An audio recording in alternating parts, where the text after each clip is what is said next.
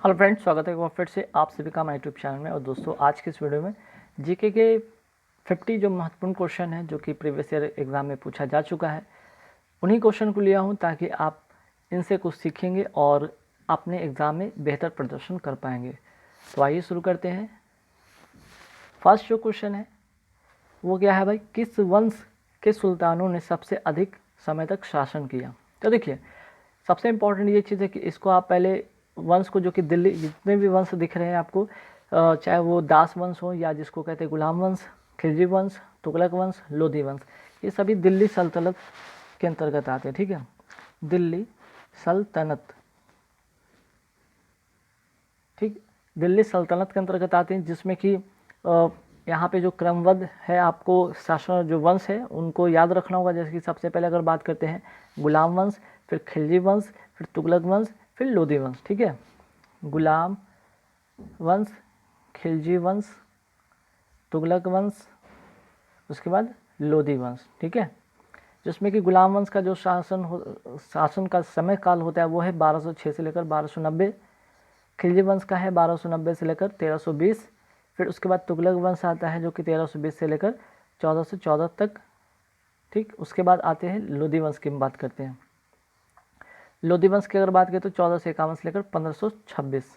ठीक है, तो यहाँ पे पूछा गया है कि सबसे अधिक समय तक शासन करने वाला वो वंश कौन सा था, तो आंसर जो होगा वो होगा इसका बी। ठीक है, तुगलक वंश, जो कि 1320 से लेकर 1414 ईस्वी तक इसका शासन रहा था। ठीक है, 1320 से लेकर 1414 ईस्वी तक। चलिए, नेक्स्ट क्वेश्चन है कि ईस्ट इंडिया कंपनी का अंतिम गवर्नर जनरल और क्राउन के अधीन पहला वायसराय कौन था? तो देखिए, यहाँ पे 4 ऑप्शन दिख रहा होगा आपको, जिसमें कि लॉर्ड एलिगन है, लॉर्ड कैनिंग है, लॉर्ड वारेन हेस्टिंग है, लॉर्ड डलहौजी है। तो इसका जो आंसर होगा वो होगा बी नंबर आंसर होगा। ठीक है, बी नंबर आंसर होगा लॉर्ड कैनिंग। और इसी के समय एक घटना हुआ था 1857 की क्रांति। ठीक है, 1857 की एक ऐतिहासिक क्रांति हुआ था इसी के शासन के दौरान। ठीक, चलिए नेक्स्ट आते कुतुब मीनार का, जैसा आज हम देखते हैं, अंततः पुनर्निर्माण किसके द्वारा किया गया था? ठीक है, तो इसका जो आंसर होगा वो होगा डी, फिरोज तुगलक द्वारा। इसका एक स्टोरी है कि सबसे पहले कुतुबुद्दीन जो है ऐबक है, इस कुतुब मीनार का निर्माण कराया था, जिसमें कि सिर्फ क्या था, इसमें सिर्फ पहला जो था, पहला मंजिला बनवाया था। ठीक है, इसका लेकिन जो कुतुब मीनार का योजना था वो 4 मंजिला बनाने का था, लेकिन इसने एक ही मंजिला का निर्माण करवाया था। इसके बाद इसका जो शेष कार्य जो पूरा कराता है वो इल्तुतमिश इसका पूरा कराता है। उसके बाद होता क्या है, फिरोज तुगलक के जो शासनकाल में जो मीनार था ये, ठीक है, उस पर बिजली, जिसको तरित कहते हैं, गिरने से इसकी चौथी जो मंजिला थी वो क्षतिग्रस्त हो गया था, जिसको तोड़वाकर फिरोज तुगलक ने उसकी जगह 2 मंजिलें और बनवा दी, है ना। तो इस तरह से जो ऐतिहासिक जो मीनार है उसका जो मरम्मत करवाया गया था, जो आज दिखता है, जिस तरह से दिखता है, वो है फिरोज तुगलक के द्वारा। ठीक है, चलिए नेक्स्ट आते हैं, सुल्तानों की राजभाषा क्या थी? ठीक, सुल्तानों की जो दिल्ली सल्तनत के जो सुल्तानों की जो राजभाषा थी वो था फारसी। ठीक है, ए नंबर ऑप्शन आप टिक करेंगे एग्जाम में अगर पूछा जाए तो। नेक्स्ट, आरंभिक वैदिक काल में वर्ग व्यवस्था आधारित थी, किस पर आधारित थी वर्ग की व्यवस्था? जन्म पर या प्रतिभा पर या व्यवसाय पर या शिक्षा पर? ठीक है, तो इसका जो आंसर था वो आंसर जो होगा वो होगा सी नंबर ऑप्शन होगा। ठीक, व्यवसाय के आधार पर। चलिए नेक्स्ट क्वेश्चन है, बंगाल का पहला गवर्नर जनरल कौन था? ठीक है, तो इसका जो आंसर होगा वो होगा बी नंबर ऑप्शन होगा लॉर्ड वारेन हेस्टिंग। ठीक है, बंगाल का पहला गवर्नर जनरल था। चलिए नेक्स्ट आते हैं, श्रमिकों के शोषण का अस्तित्व माना जाता है जब, ये कब होगा? तो इसका जो आंसर होगा वो होगा बी नंबर आंसर होगा बी नंबर, मीन्स की मजदूरी जो होगा स्मॉलर देन सीमांत आय के उत्पाद के तुलना में। ठीक है, चलिए आगे सवाल पे आते हैं, देश में कौन से 3 वर्षों की अवधि को योजना अवकाश के रूप में मनाया गया था? ये काफ़ी बार पूछा गया क्वेश्चन है और अक्सर ये एग्ज़ाम में पूछ दिया जाता है। तो योजना अवकाश के रूप में अगर बात करते हैं वो कौन सा वर्ष था, तो आंसर जो होगा इसका बी नंबर ऑप्शन होगा 1966 से लेकर 1969 तक। ठीक है, चलिए आगे सवाल पे बढ़ते हैं। बढ़ती हुई प्रति व्यक्ति आय एक बेहतर कल्याण की घोतक होगी यदि उसके साथ क्या होना चाहिए। ठीक है, आंसर जो होगा वो सी नंबर आंसर होगा इसका, गरीबों के पक्ष में परिवर्तित आय वितरण। ठीक है, चलिए नेक्स्ट क्या, स्वरूप से प्रत्यक्ष अप्रत्यक्ष कर होते हैं। अप्रत्यक्ष कर किसको कहते हैं भाई। ठीक है, तो आंसर जो होगा इसका वो होगा बी, क्रम हासमान।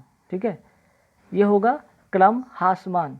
वेरी वेरी इंपॉर्टेंट क्वेश्चन है। और इकोनॉमिक्स की बात करें तो इकोनॉमिक्स से एक दो सवाल ऐसे जो आ जाते हैं जो कि वेरी वेरी इंपॉर्टेंट बन जाते हैं, तो जरूर इसे याद रखेंगे।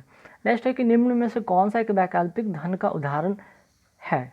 ठीक है, तो आंसर जो होगा वैकल्पिक जिसे कि कहते हैं उसको, उसका यहाँ पे 4 ऑप्शन दिख रहा है, जैसे करेंसी नोट है, चेक है, सिक्के हैं, तो उसमें से एक आंसर होगा इसका डी, बॉन्ड पेपर जिसको कहते हैं, बंध पत्र कहते हैं। ठीक है, डी नंबर इसका आंसर होगा। नेक्स्ट है फर्म में जो भुगतान बाहर वालों को उनकी वस्तुओं और सेवाओं के लिए करती है क्या कहलाती है। ठीक है, आंसर होगा इसका सी नंबर आंसर, सुस्पष्ट लागत। ठीक है, सुस्पष्ट लागत इसको कहते हैं। चलिए नेक्स्ट क्वेश्चन पे आते हैं। यहाँ नेक्स्ट क्वेश्चन है क्वेश्चन नंबर 63 पे आते हैं कि विशेष आर्थिक क्षेत्र, ठीक है, स्पेशल इकोनॉमिक जोन की अवधारणा पहले शुरू की गई थी कहाँ, चीन में, भारत में, जापान में या पाकिस्तान में। ठीक है, तो इसका जो करेक्ट आंसर होगा वो होगा चीन में। ठीक है, ए नंबर इसका आंसर होगा। पहले ये चीन में अवधारणा ये शुरू हुआ। अगर भारत की बात करते हो तो ये भारत में इसको अडॉप्ट किया गया 2000 ईस्वी से। ठीक है, 2000 की अगर बात करें तो 2000 में जो इसमें चीन में जो स्पेशल इकोनॉमिक जोन की अवधारणा थी उसकी प्रेरणा भारत भी इससे इस समय लिया था। ठीक है, अडॉप्ट किया था। चलिए आगे सवाल पे आते हैं। निम्न में से कौन सी अनुमेय प्राकृतिक आपदा है। ठीक है, इसकी प्राकृतिक आपदा के बारे में बात किया जा रहा है कि इनमें से कौन सा है। ठीक है, तो अगर बात करते हैं भूकंप हो गया, वावंडर हो गया, चक्रवात हो गया या प्रभंजन हो गया, तो जो इसका करेक्ट आंसर होगा वो होगा ए नंबर आंसर होगा। ठीक है, नेक्स्ट है जीव मंडल आरक्षित क्षेत्रों की पहली परियोजना स्कीम कौन सी थी। ठीक है, जीव मंडल आरक्षित क्षेत्र की पहली परियोजना स्कीम कौन सी थी, तो इसका जो करेक्ट आंसर होगा वो होगा बी नंबर ऑप्शन होगा, नीलगिरी जीव मंडल आरक्षित क्षेत्र। ठीक है, चलिए आगे सवाल पे आते हैं। नेक्स्ट जो है यहाँ पे पूर्वी तटीय मैदान का एक अन्य नाम क्या है। पूर्वी तटीय जो मैदान है उसको दूसरे नाम से भी कहा जाता है, उससे क्या कहते हैं। इसे कहते हैं कोरोमंडल तटीय मैदान। ये वेरी वेरी इंपॉर्टेंट क्वेश्चन है, नोट कर लीजिएगा। ठीक है, कई बार एग्जाम में पूछा जा चुका है। सी नंबर इसका ऑप्शन होगा। पूर्वी तटीय मैदान को कोरोमंडल तटीय मैदान के नाम से जाना जाता है। ठीक, चलिए आगे आते हैं सवाल पे 67 में। निम्न में से किस भाषा को केंद्रीय सरकार द्वारा श्रेय भाषा या फिर क्लासिकल भाषा का दर्जा दिया गया था। ठीक है, आंसर जो होगा इसका बी नंबर आंसर होगा, तमिल को एक क्या किया गया था, केंद्रीय सरकार द्वारा जो श्रेष्ठ स्वर्ण भाषा या फिर इसे कहते हैं क्लासिकल भाषा का दर्जा दिया गया था। ठीक है, चलिए आते हैं 68 नंबर क्वेश्चन में। ज्वालामुखी की सक्रियता अधिक पाई जाती है कहाँ। ठीक है, तो आंसर होगा इसका 68 का वो होगा हवाई में। ठीक है, हवाई में। ठीक, हवाई जो द्वीप समूह है ये एक तरह का द्वीप समूह है। ठीक है, द्वीप समूह है जो कहाँ का है, ये यूएसए का है। ठीक है, ये कहाँ का है, यूएसए का है। क्लियर, चलिए आते हैं 69 पर। 69 में क्या है, अभिव्यक्ति ग्राम सभा सही रूप में निरूपित करती है किसको। आंसर जो होगा सी नंबर होगा। ठीक है, पंचायत के लिए निर्वाचक मंडल को। ठीक है, पंचायत के लिए निर्वाचक मंडल को। कहने का मतलब किसी ग्राम की निर्वाचक जो होते हैं नामावली में जो नाम दर्ज होते हैं उन व्यक्तियों को सामूहिक रूप से ग्राम सभा कहा जाता है। ठीक है, ग्राम सभा के बारे में यहाँ पे मैं बता दिया कि जो भी निर्वाचक नामावली में जो नाम दर्ज होते हैं उन व्यक्तियों के सामूहिक रूप को ग्राम सभा कहते हैं। और इसको निरूपित करने के लिए पंचायत के लिए निर्वाचक मंडल इसके अभिव्यक्ति करने के लिए होती है। चलिए नेक्स्ट है, संसद और संविधान साधन है किसके? विधिक न्याय के, राजनीतिक न्याय के, आर्थिक न्याय के या सामाजिक न्याय के? तो क्वेश्चन नंबर जो 70 का आंसर होगा वो होगा विधिक न्याय के। ठीक है, ए नंबर इसका करेक्ट आंसर होगा। नेक्स्ट है, मंत्रिमंडल सामूहिक रूप से किसके प्रति उत्तरदायित्व होते हैं? तो इसका जो करेक्ट आंसर होगा वो लोकसभा के प्रति होगा। ठीक है, सी नंबर इसका करेक्ट आंसर होगा। क्लियर? चलिए नेक्स्ट है, एकल हस्तांतरणीय मतदान पद्धति में हर मतदाता व्यक्त कर सकता है। तो आंसर जो इसका करेक्ट होगा वो होगा केवल एक विकल्प, मीन्स कि बी नंबर आंसर होगा। चलिए अब आते हैं क्वेश्चन नंबर 73 पे बढ़ते हैं। शून्यकाल का अर्थ क्या होता है? ये शून्यकाल का अर्थ जो होता है इसका मतलब आंसर होगा इसका सी। ठीक है, प्रश्नकाल और अगली कार्यसूची के बीच का समय। ठीक है, चलिए नेक्स्ट है, हाउस ऑफ द पीपल को लोकसभा का नाम किस वर्ष दिया गया था? ठीक है, मीन्स कि हाउस ऑफ द पीपल जो है लोकसभा का नाम किस वर्ष दिया गया था? तो इसका जो करेक्ट आंसर होगा वो होगा 1954, मीन्स कि ए नंबर ऑप्शन इसका करेक्ट आंसर होगा। नेक्स्ट, कोई पिंड ऊष्मा का सबसे अधिक अवशोषण करता है जब वह क्या होगा? 4 ऑप्शन यहाँ दिए गए हैं, काला खुरदुरा, काला मरसिन या फिर सफ़ेद खुरदुरा या सफ़ेद मरसिन। ठीक है, जो इसका जो करेक्ट आंसर होगा वो होगा ए नंबर आंसर होगा काला और खुरदुरा। अगर काला हो सतह और साथ ही साथ खुरदुरा तो सबसे ज़्यादा जो होगा ऊष्मा को अवशोषित करेगा। ठीक है, नेक्स्ट जो क्वेश्चन है 76 में कि घरेलू विद्युत उपकरणों में प्रयुक्त सुरक्षा फ्यूज तार उस धातु से बनी होती जिसका, यहाँ पे 4 ऑप्शन है, प्रतिरोध कम हो, गलनांक कम हो, विशिष्ट घनत्व कम हो या चालकत्व कम हो। तो इसका जो करेक्ट आंसर होगा वो होगा बी नंबर आंसर होगा गलनांक कम हो। ठीक है, चलिए नेक्स्ट क्या है, निम्न कण एक ही गतिज ऊर्जा के साथ चल रहे हैं, उनमें से सबसे अधिक संवेग किसका है? बहुत ही इंपॉर्टेंट क्वेश्चन है, इलेक्ट्रॉन का, प्रोटॉन का, न्यूट्रॉन का या अल्फा कण का। ठीक है, तो इसका जो करेक्ट आंसर होगा वो होगा अल्फा कण का। ठीक है, इसका डी नंबर ऑप्शन होगा। नेक्स्ट है, सोडा लाइम एक बोतल को गर्दन से पकड़ा गया है और ऊर्ध्वाधर वृत्त में तेजी से घुमाया गया है, बोतल के किस भाग के निकट बुलबुले एकत्र होंगे? वेरी वेरी इंपॉर्टेंट क्वेश्चन है। इसका जो आंसर होगा वो होगा सी नंबर होगा गर्दन के निकट। ठीक है, नेक्स्ट क्वेश्चन क्या है, कोशिका में निम्न में से कौन सी पाचन थैली कहलाती है? पाचन थैली का जो इसका आंसर होगा वो होगा लाइसोसोम। ठीक है, इसका डी नंबर इसका आंसर होगा। जिसे आत्महत्या की थैली भी कहा जाता है, ध्यान रखिए कई बार क्वेश्चन पूछा जाता है कि किसे आत्महत्या की थैली कहा जाता है, वो है लाइसोसोम। नेक्स्ट है, ऑस्टियोसाइट पाए जाते हैं, कहाँ पे पाए जाते हैं osteocyte? Very very important question है। ठीक है, बोन में, ब्लड में या फिर उपास्थि में या लसिका में? तो इसका जो करेक्ट आंसर होगा वो होगा ए नंबर ऑप्शन होगा बोन में। ठीक है, नेक्स्ट है, एलोसोम होते हैं क्या होते हैं? कोशिकांग होते हैं, पादप हार्मोन होते हैं, एलील होते हैं या लिंग गुणसूत्र होते हैं?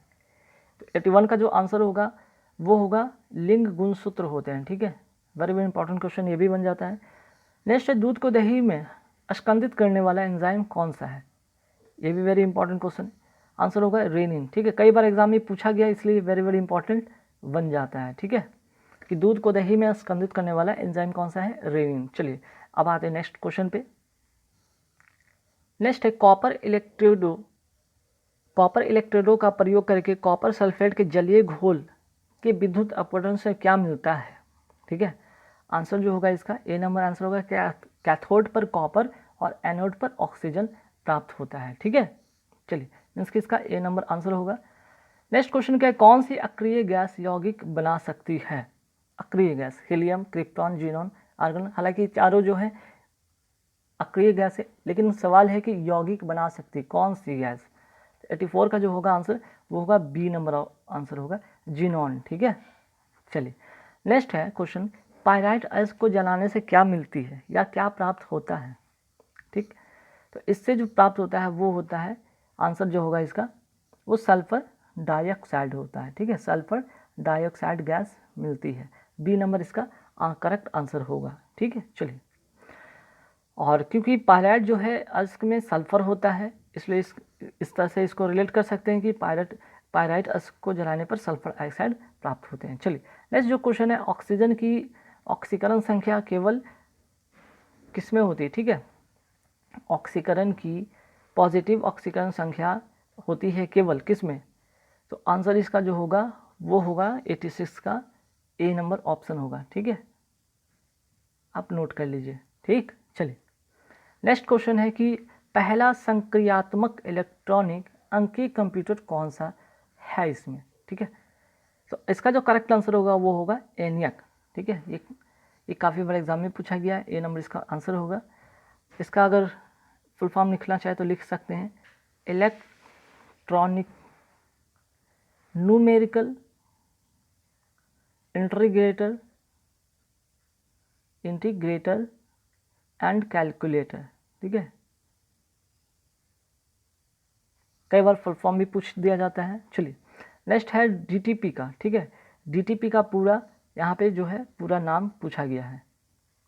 तो यहाँ पे डीटीपी का जो पूरा रूप है क्या है, इसका आंसर होगा बी। ठीक है, बी नंबर इसका आंसर होगा डेस्कटॉप पब्लिशिंग। ठीक है, डेस्कटॉप पब्लिशिंग। चलिए अब आते हैं क्वेश्चन नंबर 89 पे। सॉरी 89 के बाद यहाँ पे 91 पे आ रहे हैं, क्योंकि वो प्रीवियस ईयर क्वेश्चन का जो करंट क्वेश्चन था, करंट अफेयर से रिलेटेड, इसलिए उस क्वेश्चन को नहीं लिए हैं। यहाँ पे बात है 91 पे, बृहस्पति का द्रव्यमान लगभग कितना होता है? ठीक है, तो जो करेक्ट आंसर होगा वो होगा बी नंबर आंसर होगा सूर्य के द्रव्यमान का 1000वां भाग, मीन्स कि 1000वां भाग। अब आते हैं 91 के बाद आते हैं सवाल पे, 91 पे के बाद आते हैं 95 पे। ठीक है, 95 में क्या है, संसार के सबसे ऊंचे टावर। ठीक है, संसार के सबसे ऊंचे टावर बुर्ज खलीफा, बुर्ज जो है दुबई में जिसे बुर्ज खलीफा के नाम से जाना जाता है, इसकी ऊंचाई पूछा गया है 95 में। ठीक है, तो देखिए इसका जो करेक्ट आंसर होगा बी नंबर आंसर होगा 818 मीटर। ठीक है, नेक्स्ट सवाल पे आते हैं, अंतर्राष्ट्रीय न्यायालयों में न्यायाधीशों की जो संख्या होती है कितनी होती है? ठीक है, अंतर्राष्ट्रीय जो न्यायालय में न्यायाधीशों की संख्या होती है वो 15 होती है। ठीक है, अब आगे इसके बात करते हैं कि जो न्यायाधीश आम सभा तथा सुरक्षा परिषद द्वारा अलग अलग चुने जाते हैं, इन न्यायाधीशों का कार्यकाल जो होता है 9 वर्ष का होता है। ठीक है, 9 वर्ष का होता है। ठीक, लेकिन जो कार्यकाल के समाप्त होने पर ये पुनः चुने जा सकते हैं। ठीक है, कार्यकाल के समाप्त होने पर पुनः ही चुने जा सकते हैं। और 15 न्यायाधीशों में से 5 जो न्यायाधीश होते हैं सुरक्षा परिषद के जो होते हैं अस्थायी सदस्य होते हैं। ठीक है, अस्थायी सदस्य के देशों के होते हैं, मीन्स कि 10+5 का अगर रेशियो यहाँ पे बनाया जाए तो जो 5 होते हैं अस्थायी सदस्य देशों के होते हैं सदस्य। ठीक है, चलिए सवाल नंबर आते हैं 99 पर और 100 पर देखेंगे, और यहाँ पे जीके का जितना भी 50 क्वेश्चन के अराउंड था वो यहाँ पे एंड हो जाएगा। तो 99 में आते हैं कि संसार में रेलों के सबसे बड़ा जाल या सबसे बड़ा नेटवर्क किस देश का है?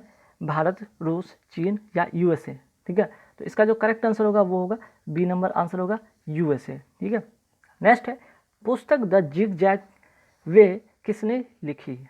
ठीक है, द जिग जैग वे का जो लिखने वाले हैं, राइटर हैं, उनका नाम है अनीता देसाई। ए नंबर इसका करेक्ट आंसर होगा। तो गाइज कैसे लगी वीडियो हमें कमेंट करके ज़रूर बताइए।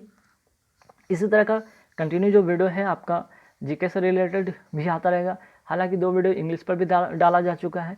उसके बाद आपके जितने भी हैं करंट अफेयर से रिलेटेड हैं, चाहे वो आपके रीजनिंग से रिलेटेड हैं या फिर आपके जो यहाँ पे है जीके से रिलेटेड है, वीडियो कंटिन्यू आते रहेंगे।